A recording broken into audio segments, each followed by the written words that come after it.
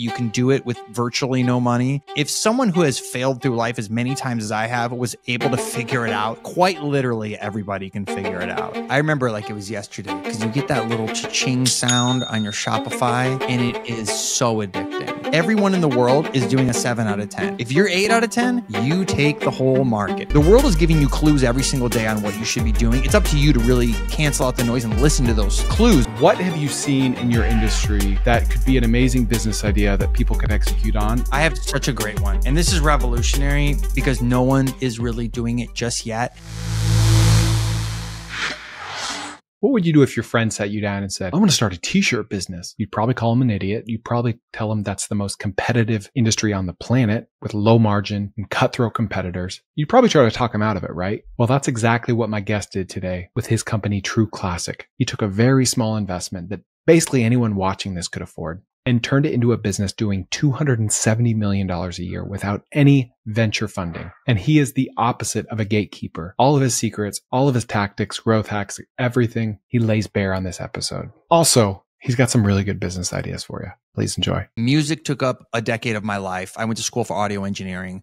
And so I thought that was going to be it because everyone told me, you're so good at music, you should do that for a living. And I just followed and went down that path, went in debt, didn't work out, gave up, went into poker, put another 10,000 hours into that, thinking it was going to be my future, went broke, gave up on that.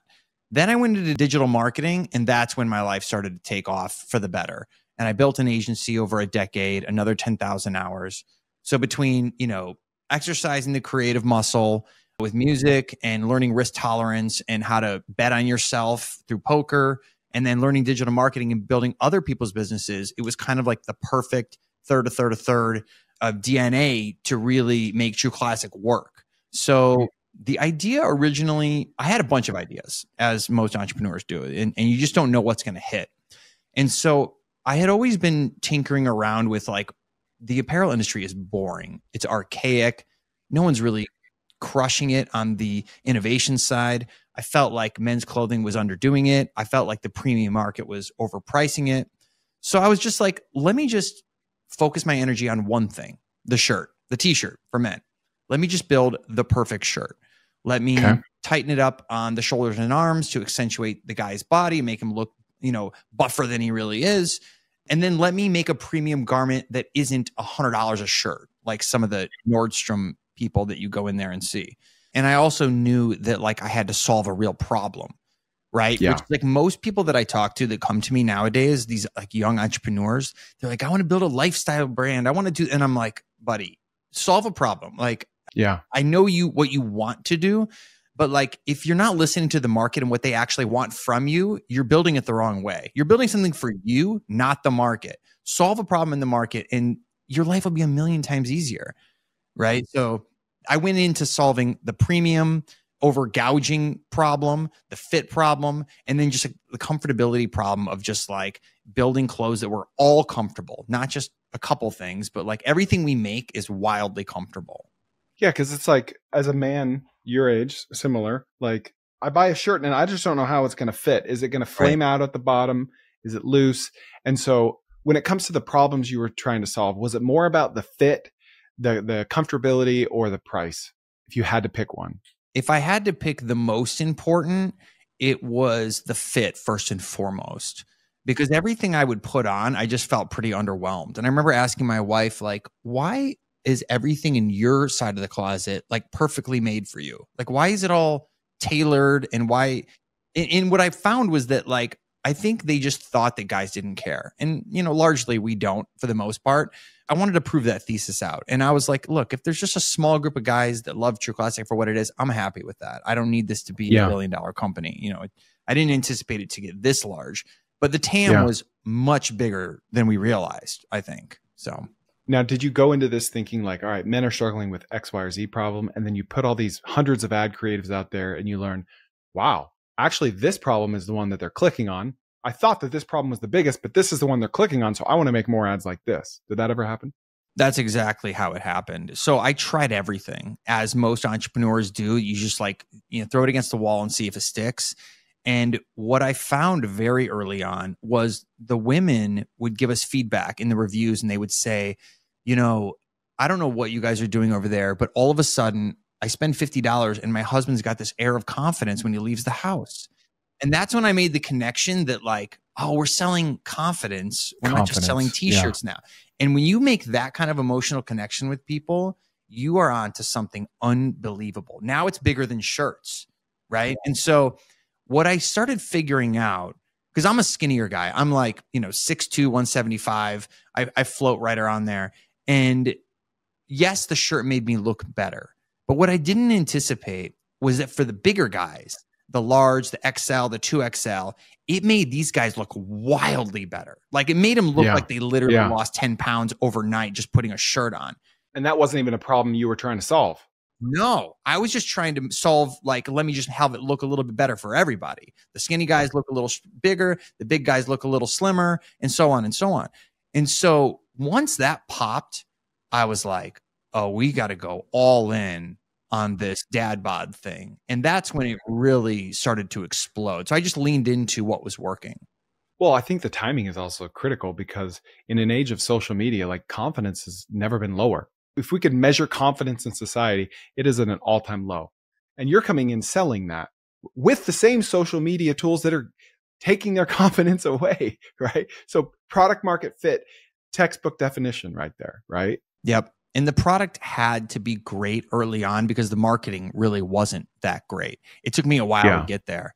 So to get to the 100 million in 2 years, that was on the backbone of just building unbelievable product market fit and having the product stand on its own. Because as well as anybody that without the retention and the repeat buy, there is no business essentially. Yeah. It has to be great.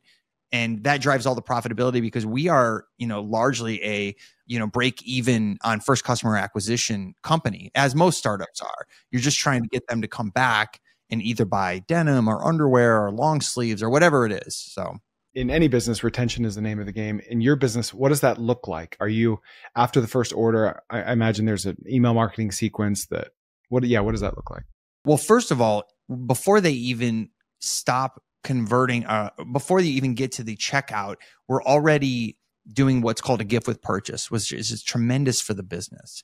And so what we do is we get them into other categories before they even check out. So yes, you're going to buy t-shirts. We're also going to throw in activewear. We're also going to throw in underwear because these are killer products and we know that. So when they get them for free, they're like, and they get them home, they're like, oh, wow, I wasn't even anticipating this. I thought they were a t-shirt company. Actually, they sell amazing joggers. They sell amazing underwear. And then they start getting into these other categories very quickly. So that's kind of the first component before they even literally convert. That's not something you probably just tested that, right? Or you heard of someone else doing it. You're like, so it's just like, that's like the slogan of this whole podcast is test everything except drugs. And this is what happens. Like, how much has that one little hack added to the value of your company?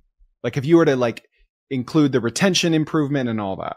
Dude, it's everything. It's everything. As long as you are being thoughtful about the product that is going into their basket, as long as you're doing that, thinking and through that, because I could have just thrown anything in there, right? But it wouldn't have made sense. I did it specifically. Well, number one, boost AOV. That's like the obvious thing, right? Like average order value. Yeah, because they get excited to see something for free. So they want to hit those thresholds. Because when you get to 100, you get free shipping. You get to 150, you get a free shirt. You get to 200, you get free underwear or whatever it is. And so it boosts AOV up because they want to keep hitting those tiers. So that's number one. That's the obvious thing. But the not so obvious thing is cross category and getting them into the newer markets. So once we figured that out, I think we figured that out around year 3.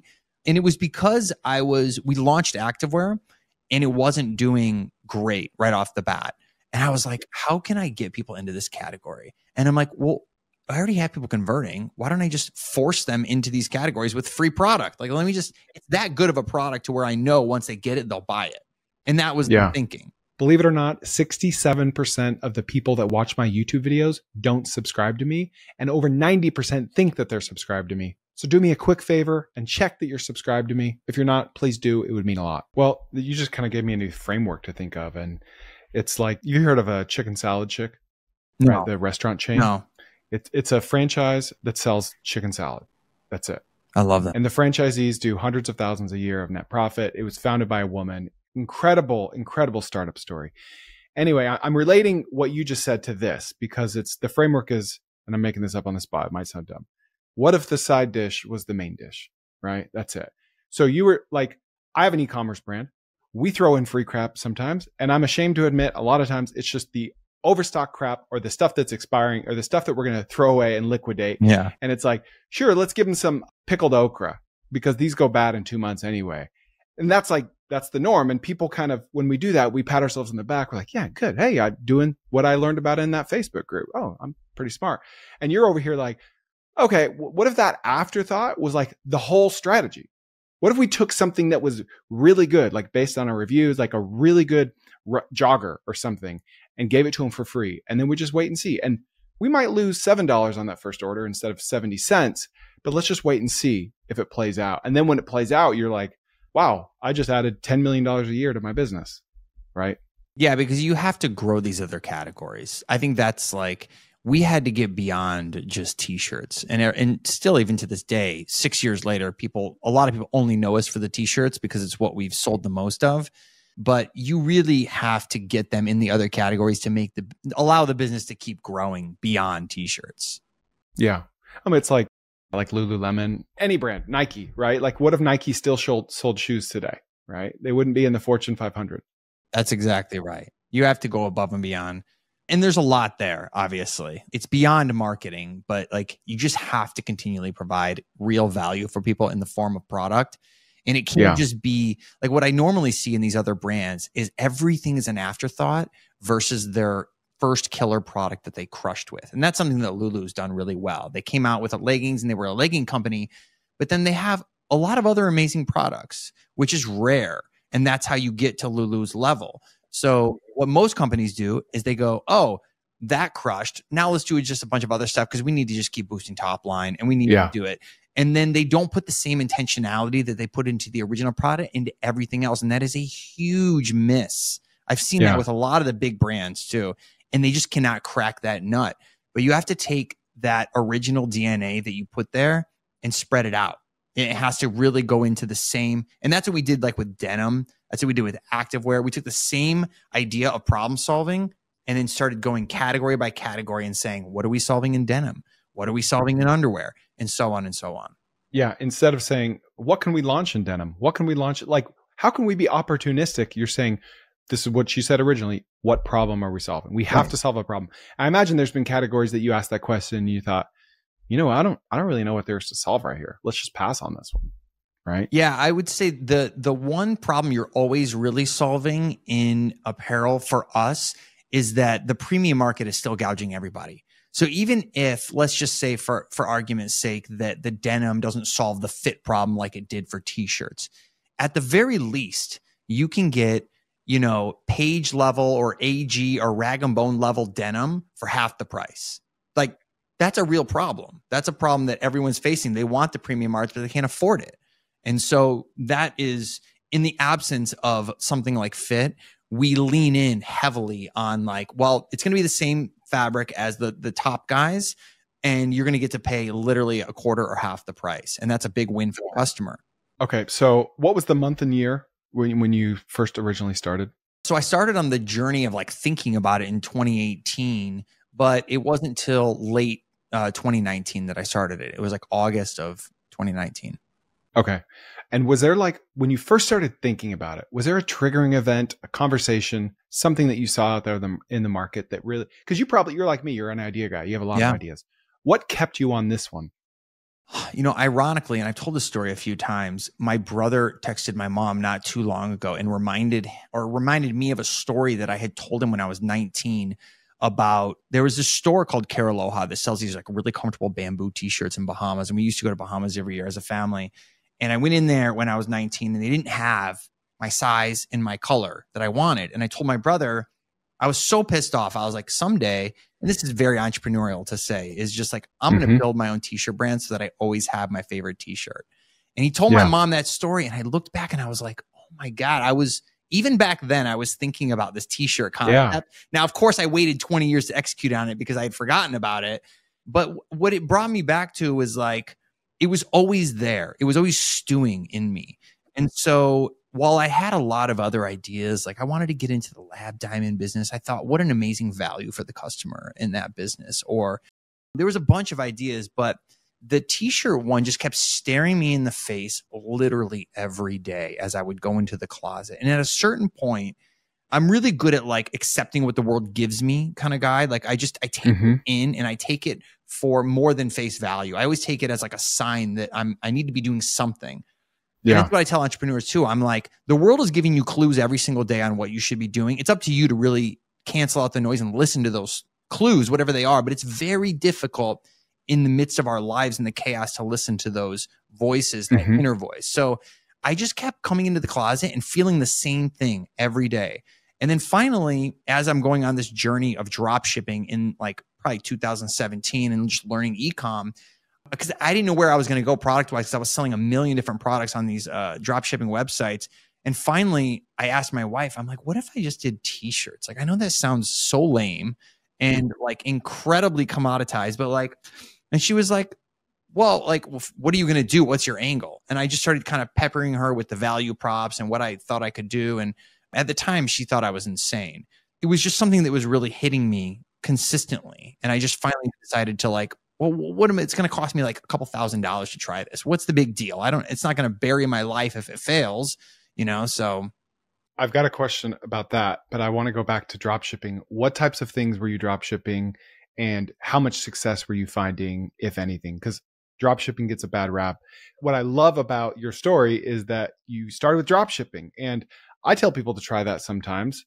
Because it's like, you're not going to finish there. Right. So one school of thought is like, oh, drop shipping's oversaturated. It's dead. And it's for sure a lot harder than it used to be. Yeah. But I give people advice like this to start little things like this because it gets them in the game and it gets them going. Dude, it's the perfect training ground. I try to get, like, I had two guys come into my office a couple of days ago, and they were like Harvard grads, like young guys. They just graduated and they wanted to sell clothing. And I'm like, trust me, you don't want to do this industry. What you should do is go on AliExpress and find some product and drop ship it and see if you can create winners out of that before you go on this journey, right?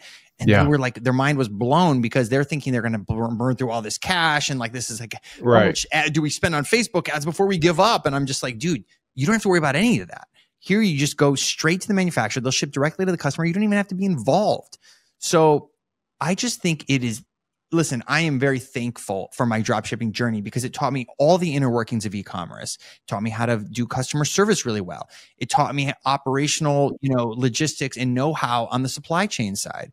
It taught me marketing. It told me how to find winners and how to do customer research and how to care and how to really dig into the reviews and find those golden nuggets that mean so much to the customer when you take it and you implement it into a product and you give them what they're actually wanting, not what you think they want. Big disconnect between. Let the data speak. Yes, dude. And the data is all there for the taking. And I always go back to Amazon when people are like, I had this idea. I'm like, have you validated on Amazon? And they're like, no. I'm like, dude, it's all sitting there for the taking. I don't know what you're waiting for. Even to this day, when we want to do a product, my product team, listen, they're like wildly successful apparel people in the industry for God knows how many years, right? And I'm like, have you looked at Amazon? And they look at me like I'm insane because it's the drop shipper in me being like over customer centric and going like, guys, please I know WGSN trends tell you this or that or the industry this, like forget that, dude. Go validate, please, on Amazon and come back to me with something really tangible. And then I'll feel much better about investing into product. But to answer your question, yes, dude, drop shipping is the answer in my opinion.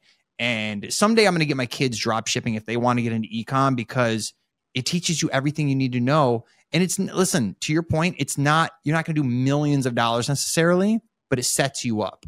You learn how to find winners, scale those winners on Facebook. And now you're on your way. Yeah. It's a lot of surface area for building different skills that you'll need in any business, whether e-com or not. What kind of products did you drop ship? Oh, dude, everything. It was very much just testing stuff. Yeah. It was like I basically took the only two winners that I pulled out of a sea of like products on a website was these were really popular for a while, but the fidget spinner things. I used to sell those too. Yeah. So what dropshippers do really well is they're like the Amazon. They're just like, let me throw everything in there. And then they start narrowing, right? So like the fidget spinners kept winning for me. And so I took the fidget spinner and then I just made a whole website around fidget spinners. And that way you keep the focus. And then you learn that that's how you do it. That's the model. Test everything, find your winners, scale the winners. Another one was like this backpack. It was like a tech backpack that had like a charger adapter thing that went into the side. You probably know from like doing, like it's a lot of the same stuff that everyone does, but it works and people love it. So like those were just a couple of my early winners that I tested. That's awesome. Yeah. I had this company that sold iPhone parts wholesale, and my iPhone repair shop customers were selling fidget spinners on the counter. So we would order them by the tens of thousands of dollars for like $1 each, and then sell them for $1.50 each. And then they would sell them at the counter for $5 each, something like that. Yeah. But it was a good little business for a while. Yeah. Okay. All right. So you take $3,000. What are first steps? When you were talking earlier about like why t-shirts, this can really apply to anybody. So you have an idea. I think this thing could work, right? What really got me to take the leap from idea to execution over that year was that the more research I did on the competition, the more confident I got. By the time I got to executing, I was like, this is going to be $1 billion business. Like this is going to be insane. I am going to come in thrashing and making huge impact into the market, outmarket everybody else. Like I'll develop better product. I'll do better marketing. I'll do everything better across the board. It was like everyone was doing a 6 out of 10. And I was convinced I was going to do a 10 out of 10 across the board. What were you learning that gave you that much confidence? Specifically, like, well, number one, the products just largely sucked and they were overcharging. So that was like the first learning, which is like, okay, everyone's gouging. So what? What do I do about that? So I had to go down the journey of like, what do cogs look like? Like, what does it take to basically make a bamboo shirt for cheap? And then I very quickly realized that like I couldn't do bamboo because bamboo was hard to make. So I ended up going with like this 60-40 cotton poly blend that was perfect. And so I could get that for like a couple bucks essentially on cogs. Wow. And I was like, how are these people getting away with charging? Because I could do the math of their product margin. And I'm just like, dude, they are just making too much margin here. Like, let me just take that margin away and see if I can build the business on the little margin I do have and give it back to the customer. Well, you know what Jeff Bezos says about that? He says, your margin is my opportunity. It's great. So was that like the 80-20 of your opportunity here? Was you found out where they were sourcing this? You had an agency background, so you roughly knew what their cost per acquisition was on Facebook ads. You're like, all right, they're selling the shirt for $29. They're paying $3 for it. They're paying $3 to ship it. They're paying $6 for a customer. These guys have 60% net margins. Yeah. Not even including the retention and reorder rate and subscription. What are we doing? This is a no-brainer. Yeah. And I knew that like once I started testing on Facebook, I was going to see what the ROAS looked like. Like, was it 1.5 to 1? Was it 3 to 1? Was it 5 to 1? Like, I couldn't wait to get in there because I had already scaled up Facebook ads across these other tchotchke products. And I knew what like good ROAS looked like. So I was just like, let me get in there and see what happens. And sure enough, what I landed on was like my break even ROAS was like somewhere in like the 1.6 mark.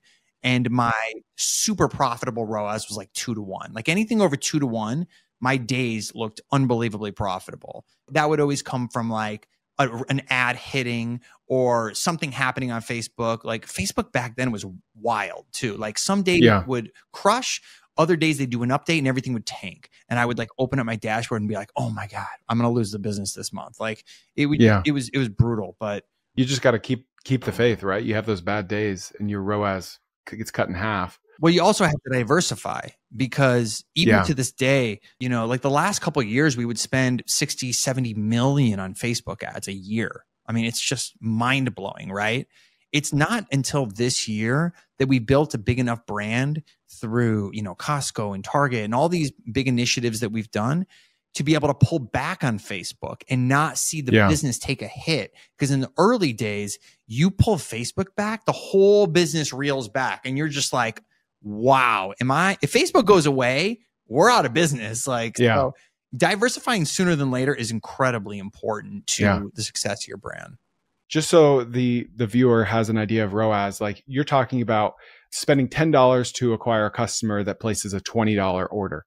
And, after you work out your cost of goods sold and all that, you're not really profitable. You're just hoping and praying that they come back and order more, right? That would be a 2-to-1 ROAS, right? Correct. Yes. Okay. So you start doing research. Are you like ordering from potential competitors, trying the quality and all that? Yeah, you have to do a tremendous amount of market research. And then you have to go, well, they're underdoing it here and they're sucking at this and they're not doing good that. Like you have to just keep picking apart their deficiencies and then over indexing and being better than them at everything. Like I said, in the early days of before I started, it was the customer service. It was like I would see the way they would interact through email and with their flows. And I'm just like, God, they're missing it on literally everything. Like there was nothing that I didn't think I could do better at on that side of the business. So, well, that's what happens in high margin businesses is you don't have to be creative. You don't have to try. You can be lazy, right? Which creates the opportunity. Like, why do you think Amazon, it's a very low margin business on the retail side of things. They're amazing at customer support. They're amazing at all these things because they have to be. Constraints equal creativity, right? Right. And that's good news for anybody that's starting anything because everyone always goes, well, it's so commoditized. I'm like, dude, they're all underdoing it, guys. Like, just so you know, everyone in the world is doing a 7 out of 10. If you're 8 out of 10, you take the whole market over time. That is the punchline. Okay. So I assume you start with Shopify? Yep. There was you're ordering that it was Shopify because even though I was a WordPress guy my whole life, I wanted no problems. There's no second place to Shopify. No. Yeah. So you're ordering samples from overseas, I imagine. You find something that fits and no designs to start, right? So you don't have to worry about design. Even to this day, we don't do any designs. Okay. That was very just a different business. I just wanted to be plain everything. I wanted no logos, which is very counterintuitive, but it just goes to show that, like, again, I was thinking about the customer. I'm like, does the customer really want a logo? I don't think they do. I think it's important for any business owner to remember, like, the customer doesn't care about you. You take up zero space in your customer's brain, which means like probably email them more often than you think you should because they forgot about you, right? Probably don't really worry so much if you have a mistake on your website because they don't care. They're not thinking about you.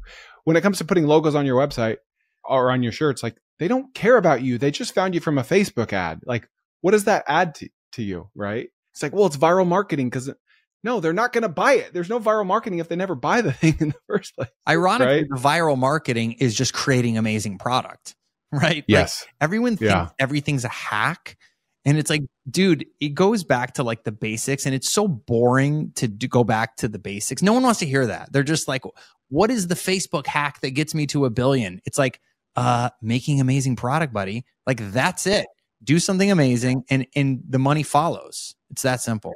Oh, all right. Okay. So you go to Shopify. How many SKUs, how many products do you start out with on day one? One product, the t-shirt, 6 colors. How many different sizes? Small through 2XL. Okay.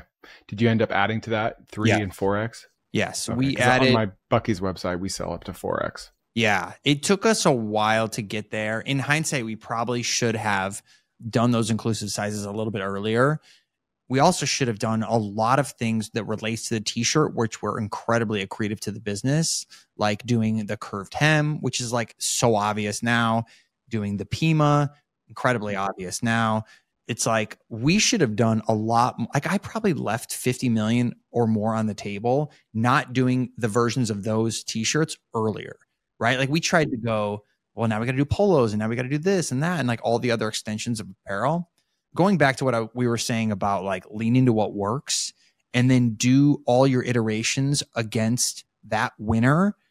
Like fidget spinners, doing a smaller fidget, doing a bigger fidget, doing like all the iterations versus like, let me come out with a net new product and then see what people think. Yeah, I love that. It's important. Okay, so you start Facebook ads day one. Like this business, you're not even launching without Facebook ads, right? What do those first few days look like? How are you feeling? Because you've got the trough of disillusionment. Like, are you still hyped when you see those first numbers roll in? Oh yeah, dude. I remember like it was yesterday because you get that little cha-ching sound on your Shopify and it is so addicting. And so the first couple of days were slow. It took us a little while to start generating some sales. But within a couple weeks, dude, we were already doing like, I remember like the first week we hit like an $800 day. And that was like blowing my mind. First week. Like, yeah, wow. We couldn't believe it. I was also like being really aggressive on Facebook ads. Like I wasn't scared to push. I think most people would have just kind of let it ride and build slowly. But I was in this like, I got to go mindset. Everyone wears a t-shirt. Mm-hmm. And like, I was already coming from a place of like, I had watched so many drop shippers scale aggressively. So I was like, let me test the upper limits of this. Now, if I push and I look tomorrow and ROAS is like 0.2, I'll pull back, right? Like that's how I thought about it. So I wasn't scared to like really push on the needle on ad spend because it was just working. And also this was pre iOS 14 where we lost all that customer data. So it was working even better back then. I don't know what it would have looked like, post the data loss, but things were amazing in the early days of Facebook. How many creatives did you start with that first month? Not many, dude. I probably came up with 10 static ads. We didn't even do video for like, wow, I want to say 6 to 8 months. It took me to do a video ad shoot with like a couple models walking around, and it wasn't great. I look back at those ads and they're so cringy. It was amazing I made any sales, to be honest. Like I had no idea what I was doing. What did like the format of your first like big winning ad look like? Like a static, what was your offer? What did the picture look like? The first static ad that crushed, and it kind of led me down this journey, which was like really highlighting the value prop and going back to like, what problem are you solving? No wonder that, and I knew this from drop shipping, which is like the ads that always crushed were the ones that were solving a problem very quickly in like probably 10, 15 seconds. Like you had to really do the full thing from start to finish. Like if it was a kitchen appliance, you had to show the kitchen appliance doing the thing and like, oh, I can just, disassemble an orange very quickly with this tool. And like you had to get that across.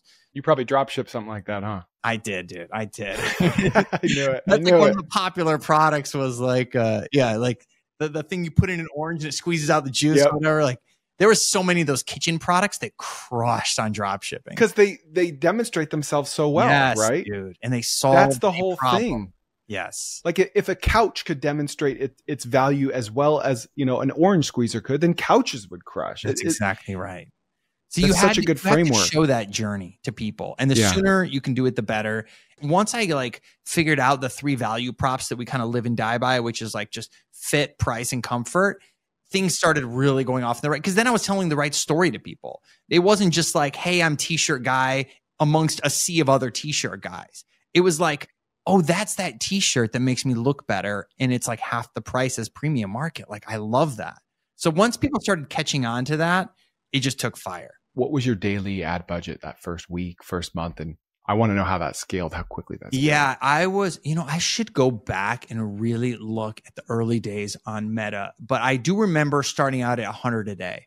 That was kind of like my starting point. And within a week, I had tripled it. I went from 100 to 150 to 200, 250 to 300 in like no time, like a week and a half. I remember getting, and my founders were like, this is going to get like really expensive, just so you know. And I'm like, I know. And plus we didn't have all the math worked out yet. So even though, because like when you look at a ROAS, that's not really the true ROAS. That's the attributed ROAS from Facebook, which doesn't take into account your operational expenses and like all the other line items after you look at your P&L. So it was a little scary. Like I didn't know. You're not making money yet. You're not making a profit yet, right? No, we were taking all the money and just putting it right back into Facebook ads. That's another really important point. And one thing I had an advantage of was that I didn't need to live off this business. I could just put every cent back into the business, and that propelled its growth way above and beyond what it could have been had I been sucking money out early on. Where was your income coming from? From your ads agency? The agency, yeah. It was still, I had already hired out for like my position as CEO. Like I handed it off and I let them run the agency. And even to this day, it's still alive despite SEO crumbling around us with ChatGPT. So how big was your agency at that point? It was a little over $1 million a year. Yeah, it was a great business, dude. I always tell people to get into the service-based business. It is so Yeah. easy to make money working with other businesses and charging them a flat fee and just stacking those retainers up over years and years and years. And if you do great work, you're never going to lose them as clients. In a sea of scam artists that are just constantly ripping people off in those industries, when you're the ones actually providing value, you never lose them. Or if you lose them, they come back after they get ripped off by somebody else and they realize, oh, the grass is not greener. I tried to take a price cut, but I'll rather pay you more and get great service. Were you charging like 1 to 5K a month, or were you doing it like charging a percentage of ad spend? I was charging 500 to $5,000 a month because it was mostly LA market. So even the 500s, I should have never started there. That was way too low. I would say my sweet spot was like 1,500 to 3,000 a month. And it was like a lot of lawyers and dentists and chiropractors and those industries where a customer is worth an insane amount of money for them to acquire. Yeah. Would you agree that just starting an ads agency today, just like you did back then, is still a big opportunity? Enormous, dude. I think people just underestimate it and they don't know even where to start. But my life took off when I started thinking about stacking up retainers and how a little bit of, like, I think for people that aren't comfortable in sales, you have got to figure that part out if you're going to be in that business. Or find a co-founder that has it figured out. Or that, 100%. But like, you need to be obsessed with sales because you need to know how to relate to people. You need to know how to listen. You need to know how to not oversell and just really sell the value you're going to bring them, right? So that was an important skill that I was lucky enough to learn young. My dad was a great salesman and I learned a lot from him growing up. And he always told me I should like do sales in some capacity. Ironically, like here we are doing all these crazy numbers and I still do an immense amount of sales. I'm selling, potential investors or acquirers or customers or you name it. Like I'm still out here selling. So also when you have an ads agency, you have so much surface area for learning all the secret ins and outs and workings of what your customers are doing. I mean, you never even would have considered starting this business had you not had an ad agency. No chance, because I wouldn't have known how to not spend, like, I wouldn't have known that Facebook was the answer. I really would have like probably spent money and just sprayed it all over the place and lost a bunch and then given up. But like going through the process of watching lawyers, dentists, chiropractors spend on the wrong things and seeing that and having that insight gave me such a huge competitive advantage because I was like, oh, well, this is just a Facebook business. I love how like you can give opposite advice and both of them be true. Like you said, you were looking at lab grown diamonds. I'm assuming one reason for that is because it's very high ticket, but it's a very high value for the price that they're paying. You can use paid ads. So if you're a master at paid ads, why not pick something that's high ticket? So on one end of the spectrum, it's like, if you can really learn paid ads, find something high ticket. And on the other end of the spectrum, it's like, if you can really learn paid ads, go to a commodity, something boring, but huge and like over competitive, like apparel. Like you're going to win no matter what. Like, because the first principles are swapping your creative, like good customer service, good product, all this, the boring stuff, right? It's true whether it's high or low ticket. That's exactly right. And like, dude, to live through an era of where we even have the ability to run Facebook ads is unbelievable. Like it really is. Like I could have not built True Classic without Facebook ads. Like I have no problem saying that because that's the truth. Like we're really lucky to be alive in this ecosystem where we have these tools because, 30, 40 years ago, they didn't exist, dude. People were doing door to door and billboards and mailers and all this archaic crap that they had to do.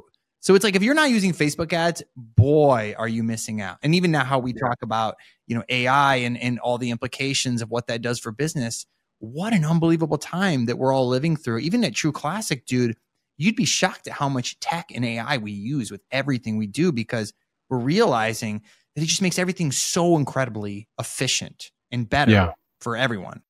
Yeah. All right. So first 4 months, you do $250,000 in revenue. What does your first year look like as far as revenue, profit, and like daily ad spend look like, roughly? Yeah, I would say, so we did 15 million the first year. And that's when we were like, wow, we're really on to something. Oh my gosh. But it wasn't until the next year that we were like, because I remember when we did 15 million, we're like, guys, someday we could sell this company for like 50 million. It would be insane. And then we did 90 the next year. And we were like, oh, we're going to be billionaires. This is going to be insane. Yeah. Like we're going to sell this for I see where this is headed. Dude, it's just, then we started looking at like, we're going to be Hanes. We're going to be like, you know, 5-6 billion a year. And so it very quickly changed and it became our life. We just stopped everything we were doing after that first year. There's so many inspiring things about this story, but one concept I've been obsessed with lately is that of like chasing product market fit.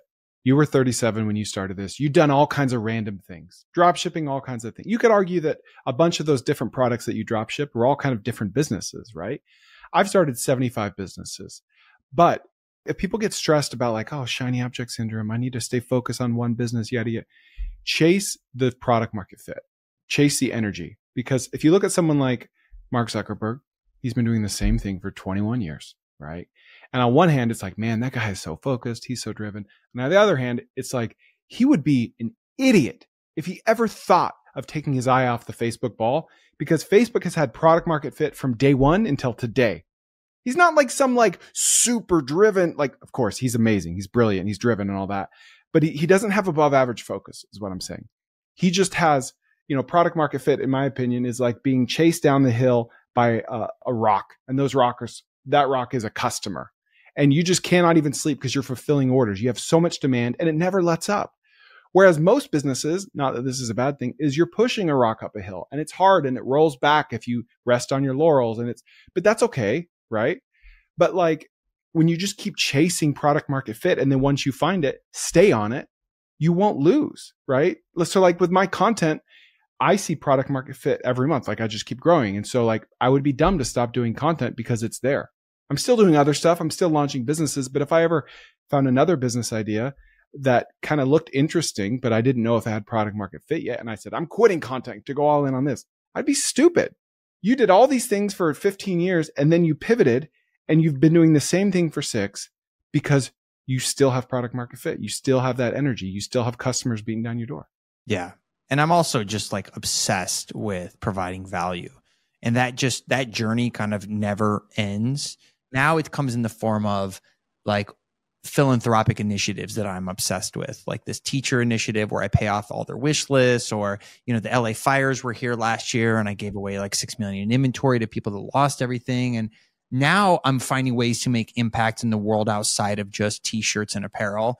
And that's what really moves me. And doing things like this, like getting to talk to other like-minded entrepreneurs and show them that you can do it with virtually no money. You can scale a big business. You don't even have to come from the apparel industry. You just got to be obsessed with what the customer wants and telling these, you know, stories to people to show them that like, listen, if someone who has failed through life as many times as I have was able to figure it out, quite literally everybody can figure it out. Because it just came from an obsession with what does the market need? How can I fill that void? And then what do I got to do to scale that up? Okay. So year one, I'm just going to go through your last 6 years. 15 mil, 90 million, 150 million, 206 million, 212 million, 270 million. And your profit per year, 2%, 4%, 5%, 8%, 8%, 16%. Yeah. So you doubled profit over the last year. Yeah. This year's going to, and that's really because of wholesale. We got into Costco and Target and Sam's Club and TJ Maxx and Kohl's and a couple other ones, but profit margins are unbelievable in those environments because guess what?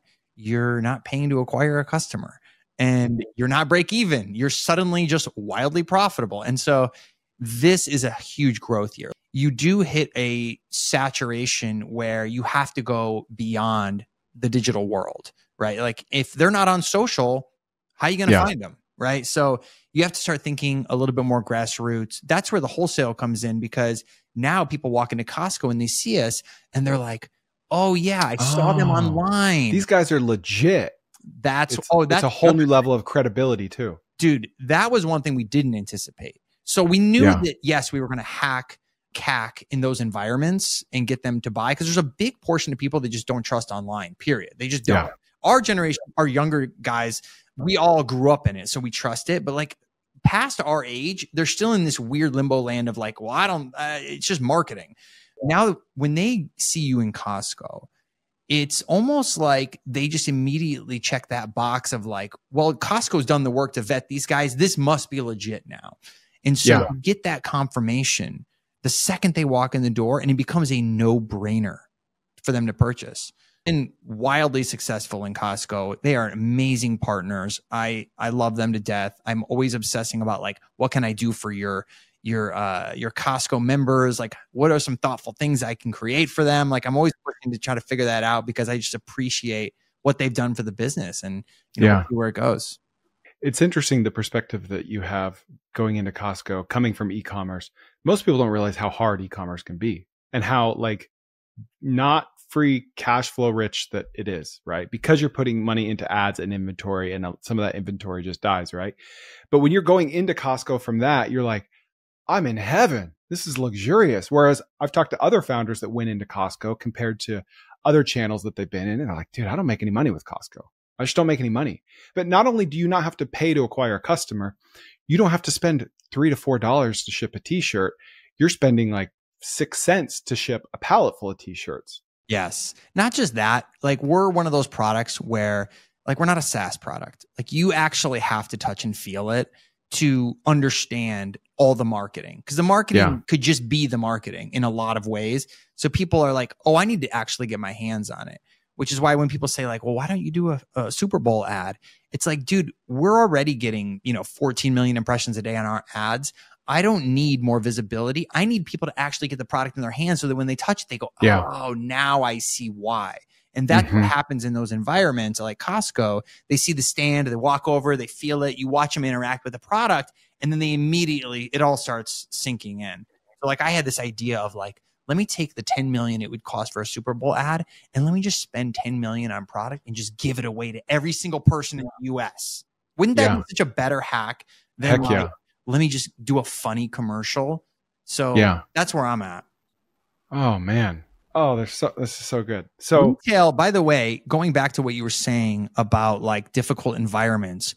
So next summer, my family and I are doing something that's probably going to sound completely insane. Do you remember Ryan Trahan's epic 50 states in 50 days challenge where he raised millions of dollars for St. Jude? Well, I donated to that cause and he shouted me out, telling his millions of subscribers. So now I'm fully committed whether I like it or not. 50 businesses, 50 states, 50 days. And most, if not all of these businesses are going to need websites fast. And .online is the perfect domain name for micro entrepreneurs. You see, the word online gets searched over 500 million times every month. That is built-in SEO power.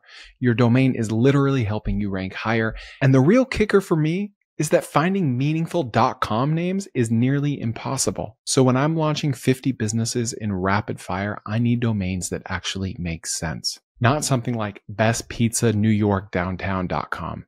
Just nypizza.online. Clean, simple, memorable. I mean, look at this.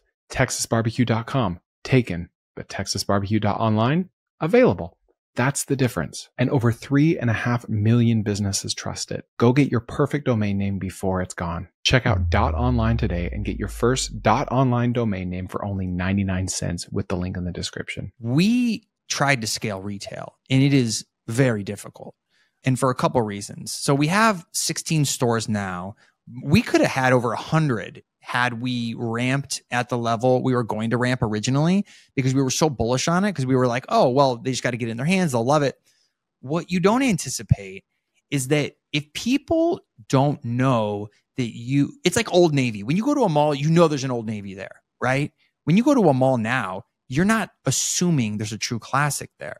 So unless you are like have the best store visibility on the planet and you're right next to a Lulu or an Apple store or somewhere where people are always going in and out, it is so tough to make that P&L work inside of 4 walls. Plus, how many people are going to walk by that sign, see us, go, oh yeah, true classic, and then leave and then buy online 3 months later? Like you're never going to attribute that sale that they bought online to the store, even though the store was the billboard that made it all come together for them. Yeah. So like you see this gap in the P&L for retail and you're like, oh, we're just losing money. Like this just isn't working on the surface. That's what you would say, right? Yeah. And you take all the nuance of the advertising in those malls. And if you were be able to put a multiplier or something, attribute something to that, it would all net out plus some. and you would be scaling to the moon. So that's the hard part of retail. You almost have to just make a bet that like it's doing more work for you than you realize, even if they're not walking in the store. Lift. So there's lift. And it's hard to put a definition on lift, but you know it when you see it. You have to assume it on some level and then help that fill the gap. But like imagine scaling retail and then having it not net out on the P&L across like half your stores, what that looks like on the balance sheet. You're just like, oh my God, this is wildly unprofitable. And like, we should pull back. And so that's why retail is so difficult. So when it comes to like just pouring money into Facebook ads, how did you grow the business because you didn't raise any money, right? No. How did you bootstrap this? Because you got to pour money into inventory, into fulfillment. Were you using a third-party logistics provider, or are you doing it yourself? No, we were doing 3PL from the get-go. We knew like there was no way we were going to be able to actually ourselves. You probably have some 3PL horror stories, I imagine, because I've owned a 3PL. It's hard. No, most of them have gone out of the business. The ones we use in the early years, no big surprise. Yeah. Like software would like break and you would be like split shipping stuff accidentally. And if you know what split ships are, like I've done that. You're paying double for every order. So talk about crushing your profitability on a nuanced software application. And you're just like, dude, what do I got to become a software developer to like figure out your software for you? It's just a nightmare. So you've always had a 3PL from day one till today. Yeah, dude. We knew not to even mess around with that world. We were like, let's just take that off our plate from the get-go. So here's some hacks that people can do to minimize cash. Number one, you have to have really solid retention plays to be able to supplement all the acquisition cash that you're burning. So that comes back to like Klaviyo, email flows, post-purchase upsells, and abandoned cart flows, welcome flows, optimizing the crap out of all of that. So that's number one. That'll help you a lot on the cash front because you'll get those people back. Beyond that, what people need to really do, and I never see people talk about this stuff, which is like negotiating is so incredibly important to the life of a business. Negotiating with your manufacturers, negotiating with banks, and really telling the story of what it could become for them if they invest in you. So one thing we did really well early on, and this goes back to like Matt, my kind of makeshift CFO partner, who was an amazing negotiator. And I was as well. And we would get on these calls with these manufacturers and we would sell the dream of what True Classic could become for them. And through that dream, our ask was, give me $20,000 in credit, right? Give me terms on that credit. Give me 60 days, give me 90 days, whatever it is. And dude, that was a game changer. And that allowed us to not have to put more money in because the 3,000 went against, 2,000 of it went against Facebook ads. And the other 1,000 went against actually building the shirt to make it great. Yeah. So we didn't actually have to put any money up for inventory. Because there's always MOQs on that stuff. So otherwise we would have had to put some significant money in, but we convinced them to bet on us. And look, you have to have some sales skills. It goes back to negotiating. Like you got to find the right partner too. Like I bet you had we knocked on 10 doors, 9 of them would have slammed in our face. But we found the one guy early on that was like, sure, I'll bet on you. And now guy's making insane amounts of money off of us because he helped us in the early days. So that was a big one. Volume negates luck. Yes. Right. The more bankers you talk to, whatever, the more quote lucky you got. It's a numbers game, right? Absolutely. And then like, would you guys even be here today if you weren't like diligent about negotiating everything you could? No, it's the whole thing, especially once you scale, because we are really tough in negotiations when it comes to SaaS contracts and vendor contracts with 3PLs and even COGS pricing with our manufacturers. If you don't scrutinize that and you look back after a year of what that could have cost you, it's unbelievable, dude. I mean, we're probably saving the company excess of 40 to 50 million a year in fees and COGS. And I mean, if you really tallied it all up, it would be so astronomical. Even on the SaaS side, we're probably saving in the low millions a year in just pure negotiation. Just really telling them, look, if you do great work with True Classic, we're going to be your best case study of all time. right? Yeah. I'm going to get on a camera. And if I really believe in the SaaS, I'm not just selling them that story and it's like, it's actually amazing SaaS, then you deserve the world to know about it. And I will be your biggest fan. And I will tell the world because I want to send people down the right roads, right? Like young business owners that want to learn this stuff. I really want to tell them that Shopify is the best platform in the world because it actually is, right? And I will go to bat for Shopify. And that goes for Triple Whale on analytics. That goes for after sale on post-purchase upsells. It goes for like all the really great pieces that we love. We really tell them that story. And of course, they're going to buy into that and give us a tremendous discount on the monthly retainer because they see the upside and what it means for their business. Yeah. I mean, well, you said like you're saving 40, 50 million a year on everything you've negotiated. And that's about what your profit is. Yeah. Right? So exactly. Like in a commodity business, in a cutthroat, low margin business like this, you have to negotiate. I mean, you've had single digit profit margins for most of your history. Yes. Right? Yes. And I'm sure you noticed over time, because I've noticed this, if I'm in the middle of like a super high growth business, my vendors are going to start to like get a little greedy and they're going to rub their paws together and say, we could come up a little on price. They're not going to leave. They're not going to leave us. Right. And if you're not on top of that, you won't catch it. It should be going the other way, right? Like you should be catching a break as you scale, not like getting taken advantage of. And plus, like there's so much competition with that stuff that you can always go somewhere else and they know that. And so now where there's not a lot of competition at our scale is the volume. There's not like all these factories doing like unbelievable volume for everybody. So like it does start to dwindle down towards the top. I will tell you that like I don't have as much room as I used to on COGS. Like it used to be wide open and now it's like, well, you know, we need hundreds of thousands of units in a particular style. There's only a couple manufacturers that can do that. And so we don't have as much leverage there as we used to. Yeah.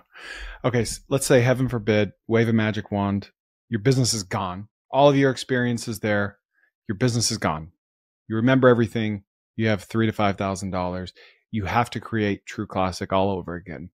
What do you do differently? What are your first 5 steps? Well, the first thing I would do differently is go even more narrow on the expansion that I did. So what I was talking about earlier about like just really leaning into the t-shirt and not thinking I had to do the polo or the other excess categories. We would have even gone even faster if that's even possible. I would have also, if I could go back, I would have invested more time and energy in the creative. You know, I wasted, you know, a good amount of time on really average creative. And yes, we were able to do a lot, but that was really on the product. It wasn't the creative. Had I like found comedy early on, it would have gone even faster. And, you know, I didn't find comedy till about 1.5 years, you know, almost 2 years into the business. And then once I started leaning into that, it just like took over my life. And now we still do a ton of comedy. We got to talk about comedy because that's the question I meant to ask you. Tell me about comedy in advertising and why it's so important. Oh, man. You know, what's funny is that when I started doing it, the reason I loved it so much was because I realized like, oh, remember how I always say like, you got to be customer centric and you got to provide value. This is the one part where you provide value in advertising. Outside of telling people about value props, that's not a ton of value. That's just education. But like comedy, it's actually value because you're making them happy. Like the Dollar Shave Club commercial. Yeah, dude, you're changing it from like, I'm forcing you to watch this thing about my company to like, let me create a skit that you're just going to laugh at. And you don't need to even buy my product. But if I make that connection with you and you remember me someday, it may make an impact and you may buy us, or you might see someone that knows the product and then you'll remember that story about the comedy ad and then you'll tell it and it'll help someone else buy or whatever it ends up going into. But dude, when I started thinking about like, that is who we are on the advertising front, I became obsessed with finding the most funny guys I could to work with. A lot of that was the GregTube guys very early on who have been phenomenal. And I give them all the credit for really being our go-to guys. And, you know, I just have so much love for those guys. They've done such tremendous work for us over the years. And then Nicholas, our in-house guy who did a lot of the comedy early on. And we tried to do a lot of it ourselves. But you got to find some people that are just hilarious and really do great stuff, and then just lean into those guys. So even to this day, we're creating tons of comedy at scale, and it's just like, it's so much fun to make people laugh. And even when I meet people in the world, a lot of what they remember is just that thing. They're not like, oh yeah, you're that guy who makes a shirt. It's like, you're that guy that made that funny ad about this thing. And because the comedy sticks with them forever, dude. And it's like, when you watch a Super Bowl ad, the ones that always are the takeaways were the funniest ones. And basically you forget about everything else. You think back to like early Bud Lights or whatever it is. It's like, that is the equalizer, my man. That's the X factor. And if you can, it's really hard, by the way, to figure comedy out. People try to do it, and it's really hard to do. But once you crack it, it's as good as it gets. What's been your best performing like comedic ad? And what does that look like with regards to return on ad spend or ROI? Really hard to calculate return on ad spend and ROI, because what happens is that what you realize is that even if something's really funny, it's not DR. It's not direct response necessarily. It is just funny. And that funny can have a long life cycle. It could be lift. Dude, yeah. Once again, you're just looking for lift. Dude, we have some people in our post-purchase survey. By the way, another incredibly important piece to this whole thing is obsessing about the post-purchase survey to figure out where people are actually finding you and whether the money you're spending on marketing is netting out or not. If it's not showing up in the post-purchase survey, guess what? It's not netting out. Like people used to say like, oh, Snap is like the new thing. And we'd spend a bunch of money on Snap and it would be like 0% of responses. It's like, well, look, if it's working, guys, it's going to show up in the sales. If not, shut it off. So now it's just like source of truth. Like I just look to my source of truth for literally everything. No, we were talking about return on ad spend. And yeah, it goes back to just the lift. The best comedy that we've ever done was 2 videos. One of them was the very early GregTube video where the baby carriage goes out in the street. And it's just like a really quick, like if you go to the True Classic channel, if you just sort by like highest views, you'll see. I'm going to play this real quick. Let's see. This is the one Gary Vee put in his book, by the way. Jab, jab, right hook or something different? No, the day trading attention. Oh, I haven't read that one. All right. Let's do this. Johnson, you're fired. Why? It's not you. It's your shirt. But it's Casual Friday. Well, you've taken it too far. Look at Gibson. He's wearing a True Classic tee. It fits him tight in all the right places, but leaves the perfect amount of room in the front. God, I hate that guy. He looks so good in that shirt, he can basically do whatever the hell he wants around here. Gibson! Yeah, boss? You're a stud. Thanks, boss. True Classic is designed to enhance the male physique in all the right places. Right, Jimson? That's right, boss. I have strong arms, but also a little bit of a gut. But you wouldn't know because I wear True Classic. And if you're a skinny guy, True Classic fits tight around the arms and accentuates your biceps. But how can Jimson afford premium t-shirts? He's the worst salesman here, and I don't even think he can read. Johnson, we all know Jimson can't read. But at least he knows that True Classic is completely affordable. And if you buy right now, you can get 20% off your first order. I don't need to know how to read to know that over 200,000 people gave True Classic a 5 stars. Good job, Jimson. That's right. 5 stars. 5 stars? Let me try one on. Johnson, I don't know how I never noticed before, but you're stunning. I want a raise. Consider it done. But wait a minute. Are those True Classic pants? That's right. I just got them off the website. And get this. They even have activewear, polos, long sleeve tees, fleeces, and even socks and underwear. Incredible. Jimson, why can't you be more like Johnson? Well, what should I do, boss? Isn't it obvious? You need to go to the True Classic website and buy all of those items right now. Click it. Click it. Click it. Click it now. Click it. Click the link. Oh my gosh.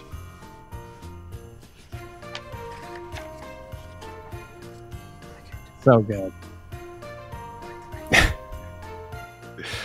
Oh my goodness. That is so good. I've never seen that. Breaking a little bit of the third wall at the end. So 35 million views. Was that organic or did you put paid behind that? Both. Yeah, it was both. The organic was probably a few, let me see. It was like probably 5 or 6 million if I remember correctly. And then the rest was propelled by spend. We just like pushed it into and that's how you know. If it crushes on organic, you got to amplify. Okay. So like, I love that you've got some first principles, like just overtly funny comedic things. right? And then you break all the rules in some other ways, right? Like YouTube wants retention. They want you to get to the point as soon as possible and then to end the video right then. You've got like 30 seconds of awkwardly click it, click it, click it. Like, and the fact that it got millions of views despite that means that people stayed. They stood there and like felt weird in their body watching these two guys sit on each other's lap in an office environment. Like, oh man. And I also love that it's not, a lot of times you see funny ads and like you don't even catch that it's an ad like until the end, right? That is overtly an ad from like second 7 to the very end. Yes. Right. But you just keep watching. You just keep watching, which makes it so effective at actually selling product and not just making people laugh and remember you, right? That's like the holy grail, like the Venn diagram, all of the circles are overlapping in there. Did you use the Harmon brothers for this? Because they're like the best at this type of stuff, aren't they? No, dude, the Harmon brothers are way too expensive. Are you kidding me? This like $500,000 for an ad, isn't it? More than that. It's I wanted to use those guys early on, but that's why you have to go find your own guys. When I first found Greg and Nate, they were just making TikTok videos. They weren't working with like a bunch of other brands. And I found them and I'm like, why aren't you guys doing ads? This stuff could be great. And then I tested them and like their first ad with me and any brand they worked with, like just crushed right off the gate. And we were like, okay, we are on. Now they work with everybody, which has been really great for their careers. Are they very expensive? They are now. They weren't in the early years. Yeah. So, but they give me, listen, they're owners in the company. So they've earned it. They have ownership. They, in your company? Yeah. They still have, that's awesome.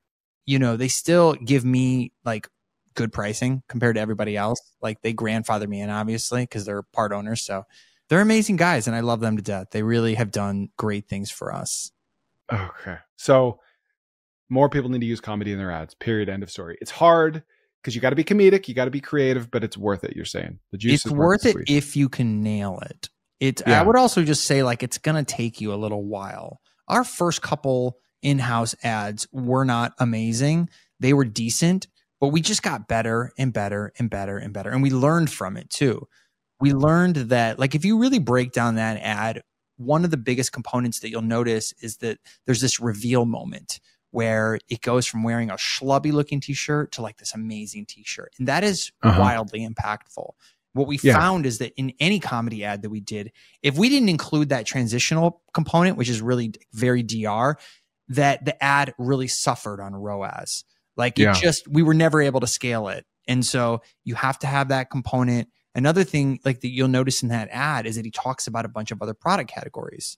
So, you know, originally we would do a lot of ads just around the t-shirt.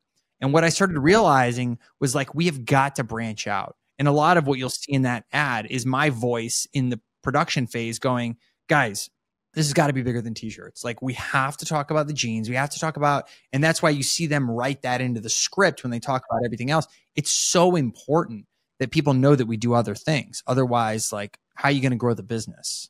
I know this is impossible to answer accurately, but how many millions of dollars did that one video bring True Classic? If you just had to guess. My gosh, probably tens of millions, I would say. It's hard to say though, because it's one piece of the journey in a broad journey.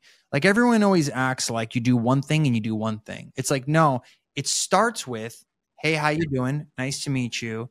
And then it ends with like, I'm going to marry this woman because she's so amazing. And when I met her, I didn't realize. But like in between all that is so much nuance in the journey. Yeah. So like, let's say someone saw that ad, right? From there, they go back to their life and they're not thinking about anything. And then 2 months later, they see a True Classic ad and then they make the connection and they go, oh yeah, that's that thing. And then they go back to doing whatever they're doing. And then they walk into a Target and then they see it. And now they're converted.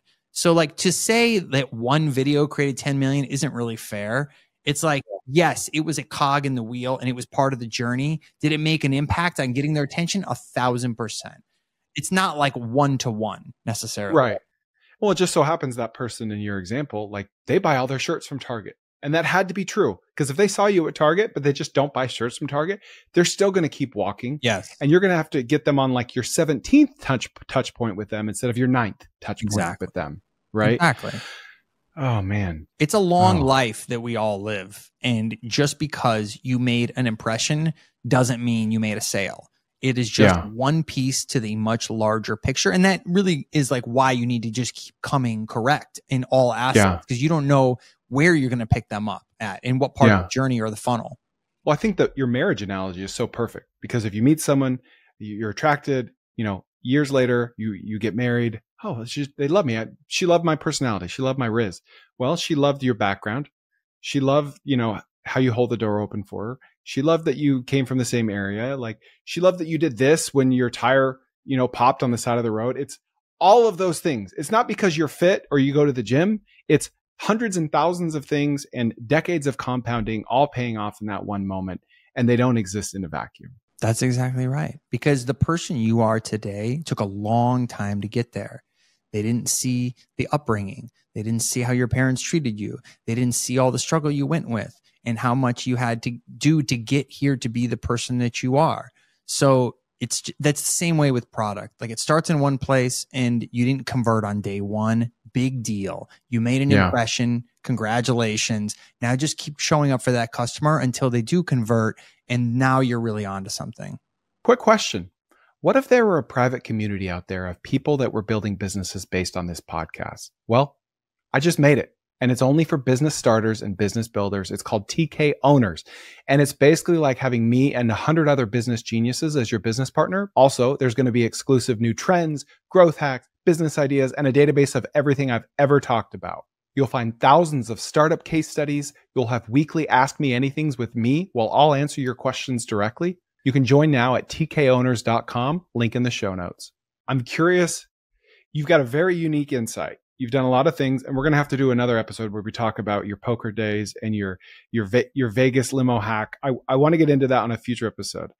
But with your unique background, you've been distracted for a while. You've done the same thing for a while.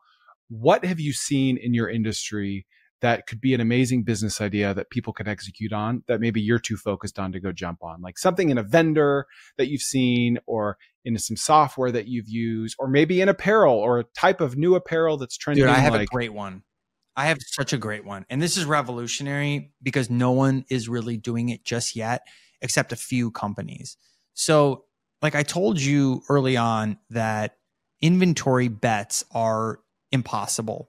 You essentially have to be a psychic to be in apparel, because you just don't know how to forecast and what the demand is going to look like and all that. So you have to just guess, right?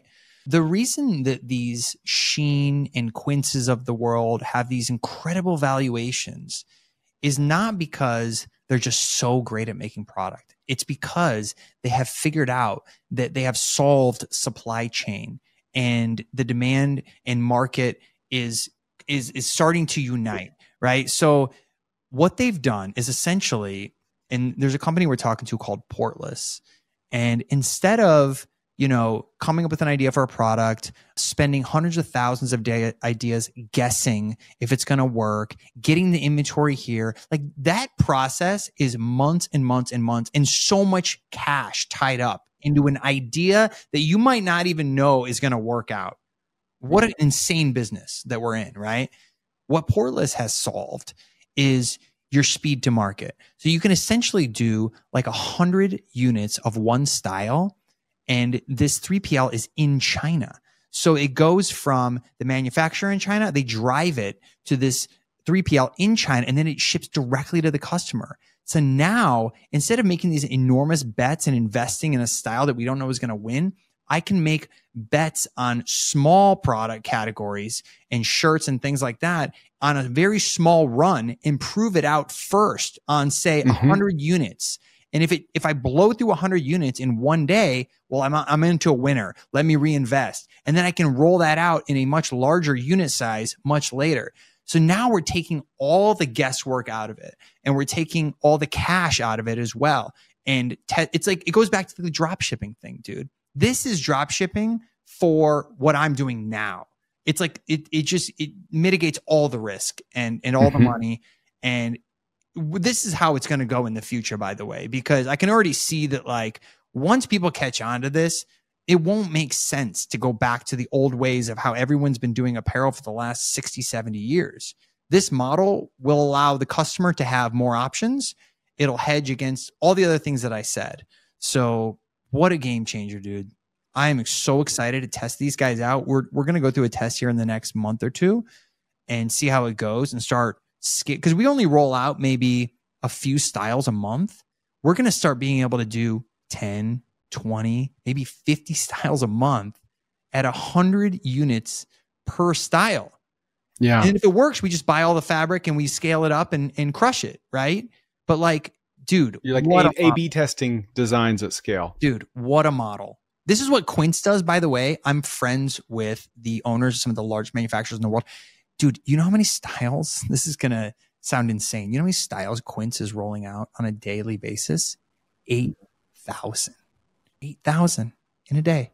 No big deal, right? Holy crap. When I heard that number, I looked at Ben, our CEO, and we were just like, what are we doing? Like, yeah, no wonder they have a $5 billion valuation. Like, what a model. So, and it's because of new technology like this. So how can someone sitting at home take advantage of technology like that to launch something or to test something? Well, I mean, you can test things now, and like on a small scale, you can just do it through AliExpress, and you use Oberlo and connect that to your Shopify, and you can do it on a small scale there. But at a certain point, you will have to test into Portless and give them a shot. Now, they're going to have minimums, obviously. They're not going to take on every client, and you have to get to a certain scale to really pique their interest and make it work for their economics. Yeah, I would say from the starting point, dude, just do AliExpress. It's like, it's so easy to go on there and ship product directly to people from that location. Did you ever drop ship directly from China with True Classic, or did you just never? Okay. Now so the portless transit time from purchase to landed with the customer is like 6 days. It's crazy. Yeah. This is not like we're going to now have a 30-day wait time to get your product. We're talking 6 days, dude. You know how much now it's like 5 days in the US. So we're adding like a day with all this upside for the customer. So that's crazy. It's exciting. I heard of this kid in Atlanta who created this design. I'm sharing my screen right now. Here on the right, God is dope. And he went around Atlanta selling these for $5, basically break even. Yeah. And his whole model was give these away for free. It's a great design. It's polarizing. It sends a message. Then people go to his website, godisdope.com, and they start spending $20, $30 on t-shirts with different designs. This is like his loss leader, his viral marketing loss leader. What do you think about that strategy? And is that a good strategy? I think it's an amazing. People copy that. No, dude, listen, this is what I always tell people when they ask about strategy as it relates to product. If you cannot feel comfortable about giving it away free, then you don't have a great product, right? Like if you feel like you have to charge people up front, then you need to go back to the drawing board, essentially. Free to me is the ultimate gateway to getting customers to invest in you because you've broken down the barrier completely. You actually don't even have to make them, you don't have to charge them. Just give them something for free and let the rest net out on how much they like the product. Yeah. And what a great message. I mean, how do you argue with that? You know, I think it's a great strategy. Would you say the same advice to someone wanting to start an ad agency? Like to get your first customer, do it for free, prove out the value, go from there? If you're starting out and you have nothing, then yes. If you have proven it out, then no, unless you have some unbelievable, like so just to give you a little insight on the SEO agency, I'm pivoting away from it. I'm actually moving towards CRO, which conversion rate optimization, because I'm such a freak about that with True Classic. And we've done so much incredible work there that I'm pivoting the whole agency towards that. And really the biggest reason is like you create immediate value, like overnight. Do you charge a percentage of what you improve on the conversion rate? You could do that model. Or is that not what you're going to do? No, I'm going to charge, well, maybe in the future. Yeah, potentially. But in the beginning, I'm just going to charge a flat fee to use our services. And basically, you could charge 5, 10, 15, 20,000 a month, but you're creating overnight impact. It's unbelievable. You go to a product page, and if you redesign that thing and it converts at like half a point better, you have just created such unbelievable value for that business that what is $5,000 to them when they're going to be making $100,000 more per month? Yeah. So I think a key differentiator with starting any agency is not just impact, but provable, attributable impact, right? Because if you have let's say you have like a marketing strategy agency and you're going to get on calls and say, yeah, I would do this and I would do that. And it's all kind of nebulous. It just doesn't work, right? Or like fractional CFOs are exploding right now, right? Instead of hiring someone for 10 grand a month to be a CFO, your business isn't really big enough. You could pay $2,500 a month for someone to be a fractional CFO, et cetera. Yeah. That sells so well because it's directly tied to value. You get your P&L, you get your balance sheet every month. That's what you need, right? But the reason that like fractional COOs aren't really a thing is because it's like, how do you tie it to the value as closely as in finances? Or if you had like an email marketing agency, I took your open and click-through rate from this to this. That was because of me. $3,500 a month, please. Right? Yes. If you can't do that, you're going to be fighting uphill the entire time. So those are the ones you just named is exactly what I tell people to start if like they want to go into the service business, because having lived on the other side of this as a brand, I can tell you that the two most impactful service-based industries to go into in the future that will always have a life no matter AI or not is email marketing and CRO. Those two are, to your point, incredible immediate impact. And it's like not even a conversation. There's no, like, you don't have to prove anything. It's just like, look at the numbers, look at the data. Is it better or worse or whatever? And those are the quickest to propelling you to the next level. You dial in your CRO, you dial in your email, and it is incredible overnight impact. And those agencies will just never lose. That's why SEO is so tough, is because it takes forever. So like gone are the days of like, well, it's going to take you a year to see results. It's going to take you a week with CRO. Yeah. So congratulations, you're on to something now. And for people that want to know tactically what to use on the CRO front, it's the program we use is IntelliGems. And it is one of the best we've ever used. I love it. We use it every single day. We have tons and tons of tests running. And I'm going to use this platform with even my other agency still. Yeah. It's just the best. We've tried a bunch of them. IntelliGems rules. Well, dude, one of my most favorite like pastimes is to log into our Klaviyo account and just start tinkering and just looking, messing with flows. One of my most popular newsletters of all time, I think it was called like quickest path to 20K a month. And it was basically join a Facebook group for e-commerce business owners, post and say, hey, I like Klaviyo. It's cool. I want to tinker. I want to improve your brand for free, 100% for free. Give me read-only access to your Klaviyo account. Let me tinker around in there. I won't send anything before talking to you. In fact, I won't even have permission to send anything. Let me mess with your flows. Let me see if I can get your revenue per recipient up. And then like get a couple free case studies. You're probably going to enjoy it, right? If you don't enjoy it, then find a different business. If you do, keep going. Pretty soon, you're going to have people lined up to pay you $2,500 a month to improve their Klaviyo flows or to add new flows or cart abandonment or welcome email or happy birthday you ordered a year ago. Like there's so many levers to pull inside Klaviyo or with CRO conversion rate optimization. Like just start learning IntelliGems, geeking out, see if you can get their conversion rate from 3.1 to 3.15. Yes. That's interesting, right? Dude, what you just said about that process you just walked through. Yeah. I try to tell people this all the time because I get pitched to use these agencies like 1,000,000 times a day. And I tell them, I'm like, dude, all you would have to do to get me to sign up, like within 10 seconds, is do a shred of pro bono work. Just do a shred. Just show me something of value. But no one wants to do that work, right? Yeah. Like everyone is just lead gen at scale. Let me just mass email every single business in the world and get them to sign up. Dude, the path to getting a true classic for a huge retainer is doing exactly what you just said, which is show and prove your value and do a bunch of work up free. If you want all the money, do a little bit up front and really show us and dial in and go, because how are we going to say no to that? Right? Like if you actually do that work and you show us the value and you've already spent the time and energy, there's almost zero chance I can say to you no. And even to this day, when I get people that are like, hey, I have this actor or this athlete that wants to work with you. And I'm just like, okay, and then what? Like you haven't done the work to tell me what that even means for true classic. You're just saying, hey, I got this guy, pay me this money, the end.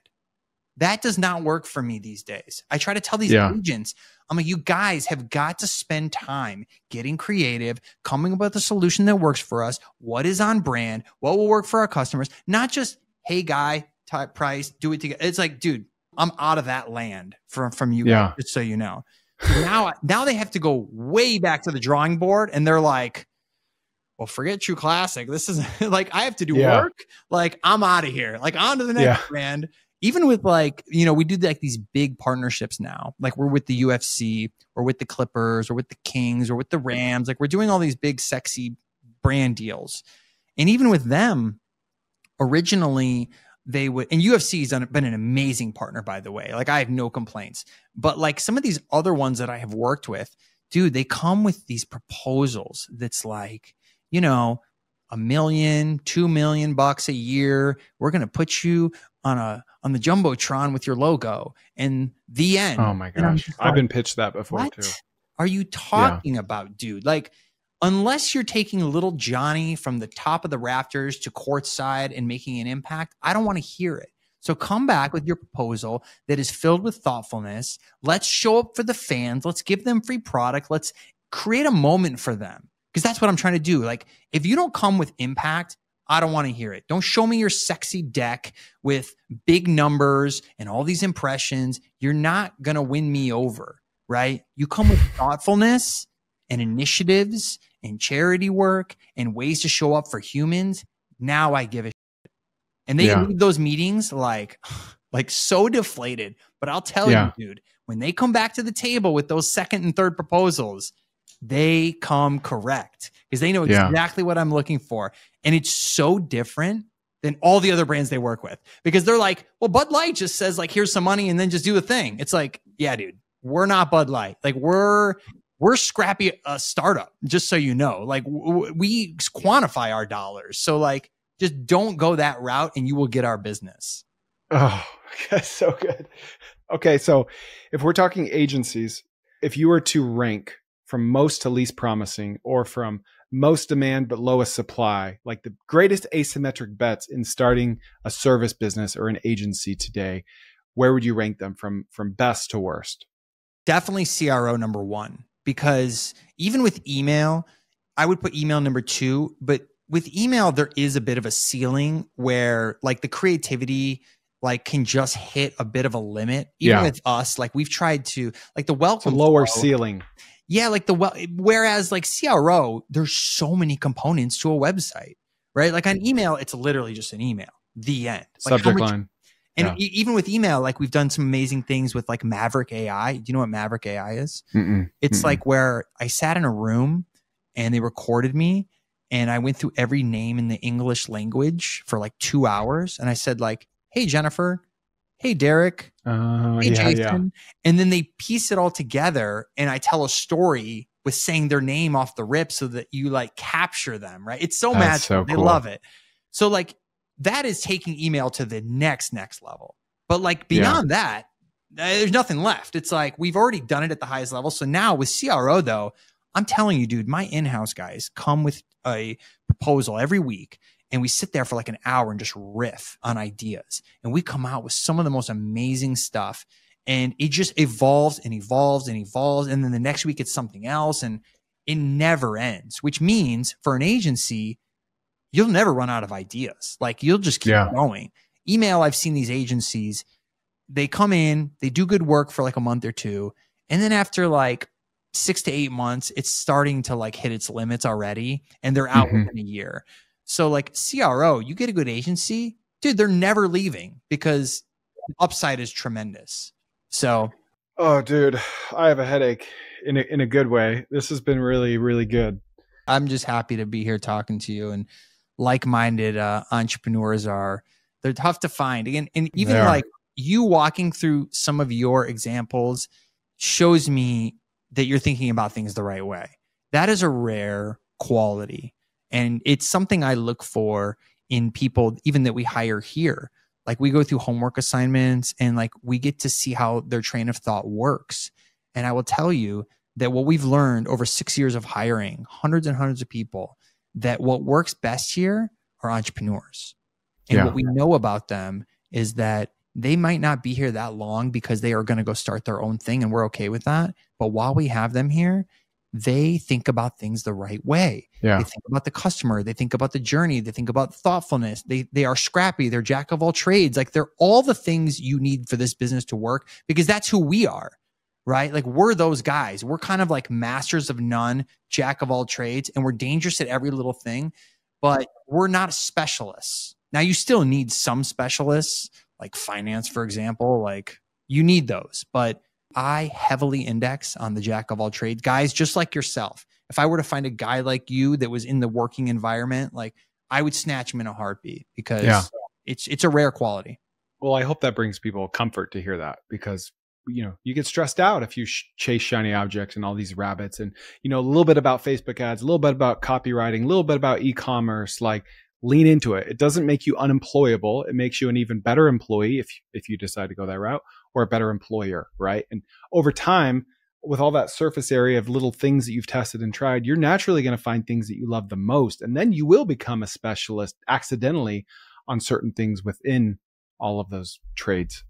Yeah. The other thing I would say as it relates to that, if we're talking about employees, the one thing that makes the biggest difference in the world is identifying impact versus busy work and putting all your energy towards impact. Now, people would say, well, yeah, but I got to get the work done. Yes. I'm just saying energy deployed needs to be 80-20, 80% of your energy towards impactful things for the business, 20% to busy work. And learn AI agents, find ways to get that busy work off your plate. Because if you want to go from intern to CEO, it will only be on impact. It will not be because you worked busier than the other busy bees in the company. It will because you identified something, you created opportunity, you found it, you had the initiative and the insight to go after it and figure it out. That is true impact. And because of the thing that you found, it was wildly successful for the company. Impact is so tough to understand, though. When you come into a company, you have to listen to your leaders. You have to talk to the business owners. You have to learn what is impactful to the business. Like, if you were to come in today and you would go, Ryan, what would work for True Classic? What do you think I would say? I would say, dude, study CRO.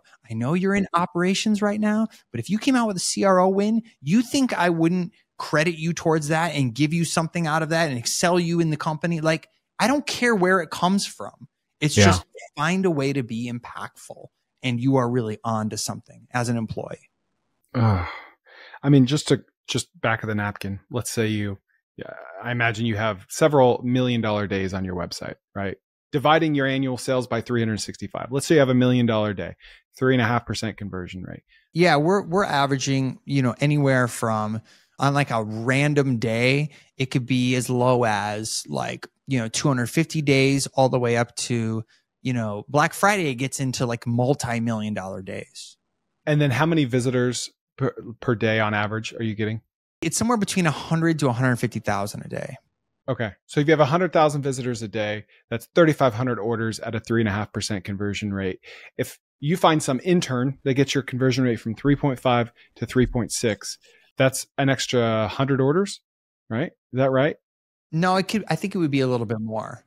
But like, I get where you're going with it, dude. If anything moves CVR, you are on your way.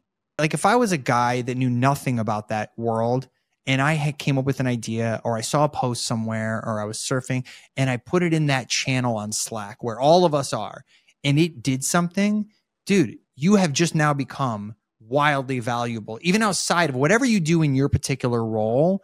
Like, understanding impact as it relates to certain industries and just putting an idea out there is so important. I mean, we have a channel in Slack called Ideas, and that can inspiration can come from all sorts of different people in all sorts of different ways. And that really empowers people to just always be curious and learning and figuring things out and looking to what's next, and give us a nugget. And that nugget can turn into a mountain very quickly if it's great. Even if you just give like the inkling of an idea that someone else turns into something real, right? You're still the originator of the idea, and they're going to tie that to you. That's what happened with the teacher initiative. It was one idea from like a social manager. And she was like, hey, we should it's the end of the school or beginning of the school year, and these people need help. And I was like, what is this? And I looked into it, and dude, I turned it into a mountain. I took that little nugget and I expanded on it, and I blew it up into this big thing. And within a month, we're on like every newscast. I was spending hundreds of thousands of dollars on wish lists. And now I have this community of amazing teachers that support me and follow me, and they follow every move I make. And here I am every year spending all this money to help them. And it started from one little concept, from one person who was not that high up on the chain at all. But dude, even in this conversation, her name is Tiffany. I give her credit in almost every podcast I'm on that they bring this up. I'm like, and I want to forever champion her and clap her up because she deserves it, dude. Yeah. She was there putting in the work, figuring out what people need and how to drive value to them. You know what you very easily could have said? What most leaders would have said is, thanks, Tiffany. Super cool idea. We're just kind of focused on X, Y, or Z right now. Exactly. Right? But that's the magic that happens when you see a thread and you pull on it. It's like, where will this go? Where will this go? Chasing shiny objects, right? And I'm obviously obsessed with impact. So the more I looked into it, I was just like, these poor teachers, dude, they have to spend their own money at these Title I schools. They have to spend their own money to get supplies for kids. I'm like, and I have 3 kids. I have 3 young kids. And I'm just like, I can't even imagine what that looks like. This is insane what they're going through. So it was like, how can I not show up for these guys? Right. What's next for True Classic? Public, exit, cash flow? I definitely do not want to be in the public markets. I have a lot of friends that are in the public markets, and what a life they live with all the stress. And I just, dude, I am like, how do I de-stress and make my life simpler and better and easier? I'm in that kind of part of my career. So I think what I'd like to do is potentially a big majority deal sometime next year or the following year, because this business went through a huge growth year with wholesale. We're looking very attractive to investors. So I am in a place where I'm just like, let's either do like a 40% or maybe a 60% if the price is right. And then I can go on and do these other things like what we were talking about, developing some sort of operator school and just empowering entrepreneurs and helping them and teaching them, or some sort of a YouTube live show where people just come on. Similar to like I don't know if you've ever watched Gary Vee do his Tea with Gary Vee, like a version of that. Cause I would crush those environments where people just come on and hit me with questions. And like, I just give them a little bit, or I look at their website and I just start destroying their website and going, dude, you got to move this here. You got to do that. I could see something like that being great for people. So we'll see though. Oh, Ryan, well, this was perfect. Even better than I had hoped, and I had high hopes. So where do you want people to find you? Basically my name across all the socials. I'm sure we'll link it up somewhere, but Instagram, 2 Twitter, T's, right? LinkedIn. Yeah, it's just my name, Ryan Bartlett, across basically everything. I can definitely be found. I'm happy to answer questions for entrepreneurs. It's something I love. Even to this day, people are hitting me a lot, and I'm taking a lot of time because I wish I had that when I was younger. Like, I really wish I had somebody kind of guiding me in the right direction. It would have saved me a lot of time and energy and money, frankly. Yeah, I'm easy to find on social. If you just got to search for my name. Okay. And then trueclassictees.com, of course. Yeah, trueclassic.com. I still haven't changed the URL because I noticed that it redirects, right? I'm worried about the organic implications coming from the SEO world. I'm just like, I've seen so many migration disasters, and I'm just like, I'll just leave it. It's fine. All right. Well, thank you. Yeah, man, it was fun. All right. What'd you think? Please share it with a friend, and we'll see you next time on the Kerner Office.